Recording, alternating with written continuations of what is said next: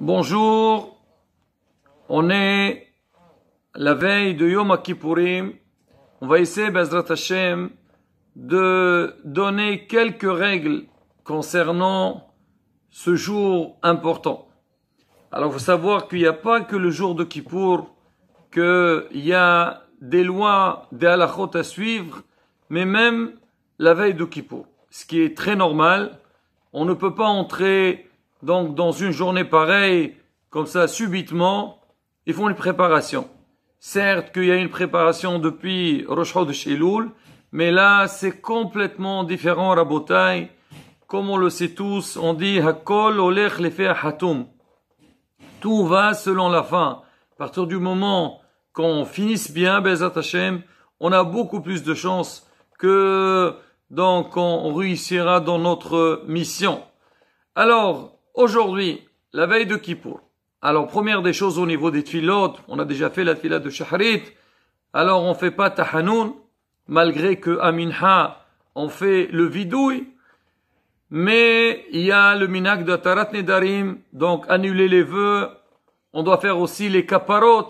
On a expliqué les kaparot, c'est que pour chaque membre de famille, on prend la valeur d'un poulet et on dit que si Hasve Shalom, il y a quelque chose qui va arriver sur la personne, elle viendra sur ce poulet-là et la personne, elle soit tikkate vetahatem l'chaim tovim shalom.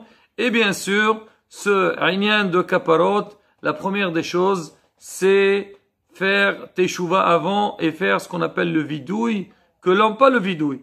Teshuva, c'est que l'homme, il regrette sur ses péchés et prenne des bonnes résolutions, Bezrat Hashem, pour l'année à venir.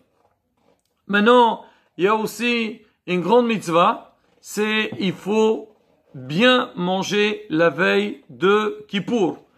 Alors, le Arizal, il dit, la veille de Kippour, il faut manger pour 2 jours.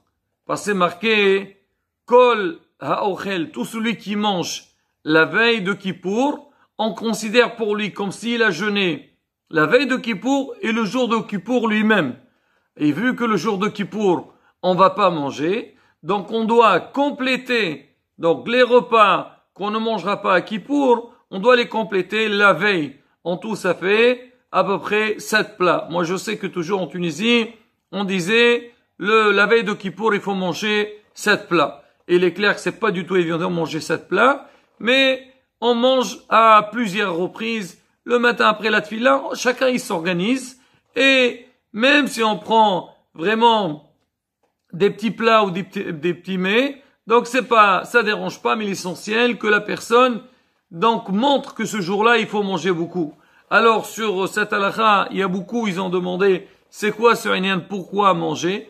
Et une des raisons qu'on a expliqué, on dit, Mashal ema davar domé, à quoi ça ressemble? Un roi que son fils, il a fait une faute grave, et il a dit, il veut le punir. Il lui a dit, pendant une journée, il n'aura pas droit à l'alimentation, il ne mangera pas. Mais le roi, ça lui fait de la peine que son fils ne va pas manger. Alors il a demandé à son serviteur, il a dit, écoute, s'il te plaît, la veille de cette journée-là, donne-lui à manger double comme ça, il sera bien en forme et il sera pas privé de ce qui était prévu de manger le jour qu'il va jeûner. Pareil, nous aussi, on doit bien manger. Ça, c'est une des raisons. Alors maintenant, c'est rapporté quand même que quand on mange, il faut manger des choses qui sont légères, pas quelque chose qui sont, on va dire, qui sont difficiles à digérer, surtout en fin de journée. Beaucoup de raisons, ils ont été données à ça. On dit, hacham aina berosho, pour que la personne, elle puisse bien manger, mais se sentir bien. Mais il est clair, si quelqu'un, il va beaucoup manger, il va se sentir mal, il n'y a pas d'obligation à le faire.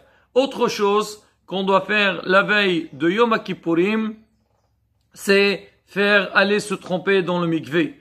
Alors on sait très bien, comme toutes les fêtes, c'est marqué Hayab Adam l'Etaher Ta'atzmo l'Efnei HaRegel, avant la fête, il y a un mitzvah d'aller se tromper dans le mikvé. Encore plus la veille de Yom Kippourim, parce que c'est un jour qui est très kadosh, c'est une journée qui est très saint, et nous aussi, on doit être mittaher, on doit nous purifier. Alors certains, avant de se tromper dans le mikvé, ils reçoivent des coups, on appelle ça malkout. Là, bon, de toute façon, vous verrez ça pour ceux qui partent. Sur place, il y a des gens qui s'occupent de ça. Si quelqu'un, il n'a pas la possibilité d'aller au mikvé, on dit, il peut, bon ça encore une fois, Rabotai, on dit dans le cas où on n'a pas pu le faire. Il faut pas se dire, ah, on a une autre solution, donc pas la peine. Pas du tout. L'idéal d'aller se tromper dans le mikvé, c'est très important. Et le mikvé, il est métaher, purifier la personne, ça aide énormément. On avait dit pour Rosh Hashanah, il faut tromper 5 fois. Donc, Kippour, on dit que il faut se tromper 3 fois. Après, chacun, il fait par rapport, donc, ce qu'il est capable ou il peut faire. Et bien sûr, surtout s'il y a beaucoup de monde, il faut laisser la place pour les autres. Alors, à partir de quand on fait le mikvé, c'est 2 heures avant Hatzot Hayom. À peu près, en France, on va dire, à partir de midi. Donc, c'est le Zman Raoui. Celui qui peut pas faire le mikvé, donc il peut faire une douche et il laisse l'eau couler sur lui à peu près mesure de 13 litres. Il y a aussi ce qu'on appelle Tvilat Yadayim, Bezrat Hashem. Une autre occasion, on montrera comment faire ça. Alors, Minha, en général dans les synagogues, on l'a fait un peu tôt. On l'a fait à peu près une demi-heure après Hatzot Hayom. Et comme ça, donc on fait la tefila de Minha. À Minha, on fait le vidouille, on fait le tahanoun. Et pendant la Hamida. Et qu'on a dit après ça, comme ça la personne, elle va se préparer pour Yom Kippourim. Quelque chose de très important de la bataille, on dit Kippour, c'est Yom Kippourim, c'est la journée dans laquelle Akadosh Baruch Hu, il va nous pardonner. Mais il y a un principe, Akadosh Baruch Hu, il nous dit, vous voulez que je vous pardonne? Il faut que vous aussi, vous pardonnez les uns aux autres. Et là, c'est le moment de bien réfléchir et regarder avec qui on s'est trompé. Et surtout, si on sait qu'on a des vrais litiges avec quelqu'un et on lui a causé du tort, là, c'est vraiment le moment d'aller lui demander pardon. Il y a beaucoup d'halachot sur ça. L'homme, aujourd'hui, alors beaucoup se sont exemptés en envoyant un petit message, un petit WhatsApp. Rabota, il faut savoir, ça c'est pas bon qu'on veut comme ça pour dire ah, je veux envoyer à tout le monde. Mais si tu sais quelqu'un que tu as besoin de lui demander mehila, il faut vraiment lui parler à vive voix et aller le voir pour lui demander pardon. Alors la halakha dit, si jamais c'est pas évident ou tu sais qu'il va pas te pardonner, envoie-lui quelqu'un pour que l'apaiser un petit peu et après toi-même tu vas le voir. Mais quoi qu'il arrive, donc il faut penser à ça. Rabotai, ne pas oublier ses proches. Souvent, on essaye de nous excuser auprès des gens qui sont loin, mais on oublie que les gros problèmes qu'on a, surtout au niveau du pardon, ils se passent surtout avec nos proches. Alors, dans le couple, l'homme, il doit demander pardon à sa femme, la femme aussi doit demander pardon à son mari, les enfants, ils doivent demander pardon à leurs parents. Et raconter encore une fois, c'est un moment dans lequel, alors on prend des bonnes résolutions. Si toi aujourd'hui tu reconnais, tu sais oui c'est vrai, je me suis mal comporté, ou ma manière de faire, elle n'est pas terrible, alors fais-le pour toute l'année. C'est vrai, ça peut arriver, l'homme, comme on dit, on est humain, on est sarana, mais réfléchis, il faut penser à ça, essayer de travailler sur soi-même, et c'est sûr et certain, celui qui fait attention à ça, ça ne peut lui apporter que du bien. Il y aura un équilibre dans sa vie du couple. Les enfants, il faut qu'ils soient à l'écoute de leurs parents. C'est vrai, on vit dans une génération qui n'est pas du tout facile, qui n'est pas simple. Là, encore une fois, l'homme, il doit s'entraîner dans tout. Il doit s'exercer. Et là, c'est l'occasion qu'on est la veille de Yom Kippourim, qu'on est sûr et certain, on sent qu'il y a lieu de demander pardon, qu'il y a lieu de faire un effort. Ah, il faut que ce soit un bon élan pour l'année à venir. C'est comme la teshuva. C'est quoi la teshuva? On a dit, il faut que l'homme, il soit mitouadé à la verotav. Donc, il reconnaît ses fautes. Harata, il doit regretter sur ses fautes. Il faut pas s'arrêter là. Il faut aller au-delà de ça. C'est Kabbalah le'atid. Pour que dans l'avenir, Bezrat Hashem, il refait plus les mêmes fautes. C'est pareil aussi, quand on va les demander pardon, surtout à nos proches. Les gens de l'extérieur, il faut qu'on s'arrange avec eux. Après, chacun il fait sa vie. On n'est pas obligé, on n'est pas collé à eux. Mais les gens avec qui on vit, on doit, à la bataille, travailler sur ça. Première étape, c'est demander pardon. Comme on dit, c'est être en bon terme. Et après, pour l'année à venir, Bezrat Hashem, pas l'avenir seul, toujours, qu'il y a ce lien de shalom et de l'entente.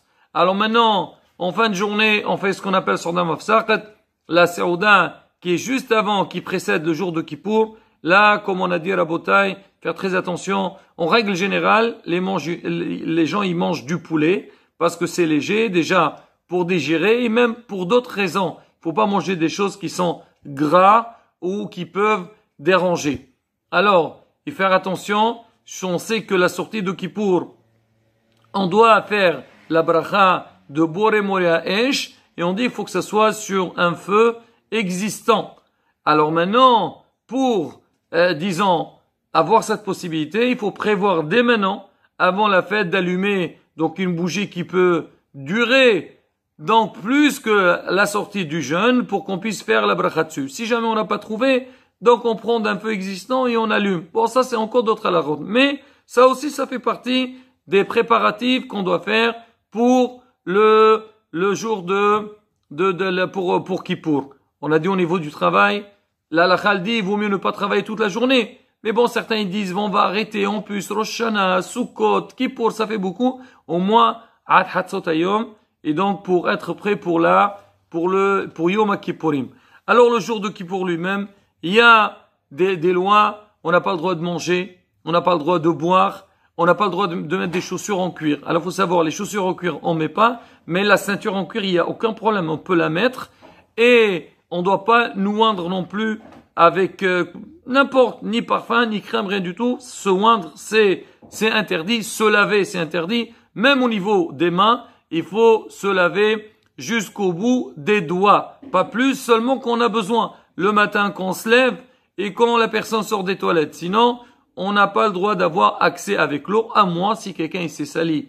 Contrairement aux Kohanim, quand ils vont faire Birkat Kohanim, ils ont le droit de se laver leurs mains comme d'habitude. Le Lévi qui va leur laver les mains, lui, il doit se laver seulement jusqu'au bout des doigts. Rabotai, un point, bon, concernant, on a parlé un petit peu de ça la dernière fois, les gens, que les médecins, ils leur interdisent de faire le jeûne, alors ils doivent consulter leur rave. Il faut savoir, dans le cas où on est obligé de manger, il faut pas avoir peur. Au contraire, c'est une mitzvah, parce que c'est marqué Unishmarte me'od al nafshotechem.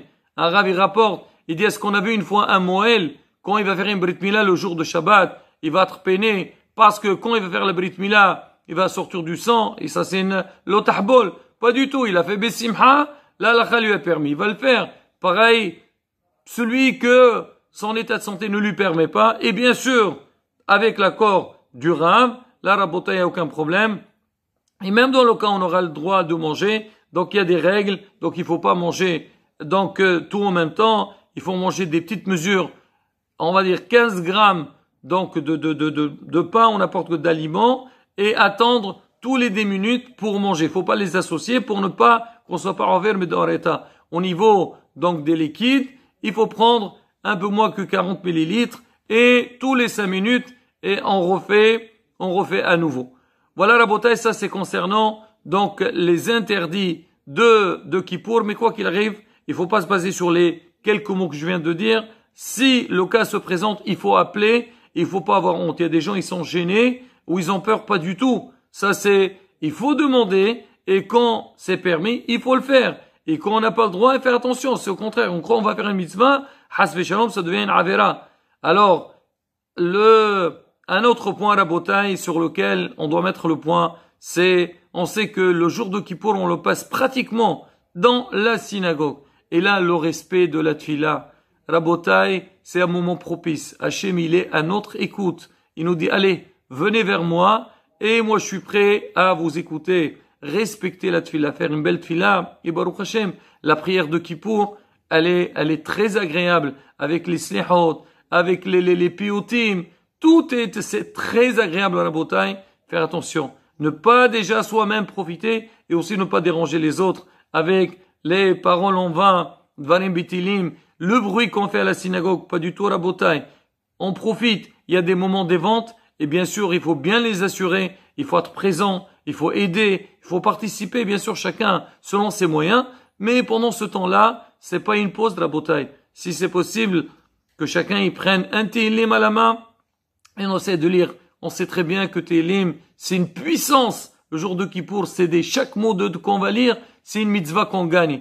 Et Rabotai, donc quand on montre à Kadosh Baruch Hu qu'on est sincère, on a envie d'avancer, on a envie de progresser, on veut nous attacher à Kadosh Baruch Hu, bien sûr. Hachem, il attend que ça. Hachem, il veut pas nous punir. Hachem, il veut nous donner. Ça l'intéresse qu'on soit content. Ça l'intéresse qu'on soit joyeux. Et Bezrat Hachem, on comprend les choses en main, on fait les efforts nécessaires. Akadosh Baruch Hu aussi, de son côté, il nous donnera tout ce qu'on a besoin. Amen, Kerason. Kerason, Shinizke, le Shana Tova, Mvorechet. Et comme on dit, Gmar Hatima Tova. Amen, Ken Yehi Rason.